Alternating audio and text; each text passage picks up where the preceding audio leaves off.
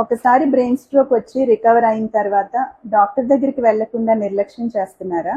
నేను doctor Anuradha, neuro physician, Arka hospitals, Visakhapatnam. నా ప్రాక్టీస్లో నేను 2 రకాల పేషెంట్స్ని చూస్తూ ఉంటాను. ఒక రకం ఏంటంటే స్ట్రోక్ వచ్చి రికవర్ అయిపోయిన తర్వాత రెగ్యులర్గా మందులు వేసుకుంటూ, రెగ్యులర్గా నేను ఎప్పుడు చెప్తే అప్పుడు వచ్చి చూపించుకొని, కావలసిన టెస్టులు చేయించుకొని, అడ్వైజ్ని తూచా తప్పకుండా పాటించే వాళ్ళు ఒక రకం. వీళ్ళకి రెండో స్ట్రోక్ వచ్చే రిస్క్ బాగా తక్కువగా చూస్తున్నాను నేను.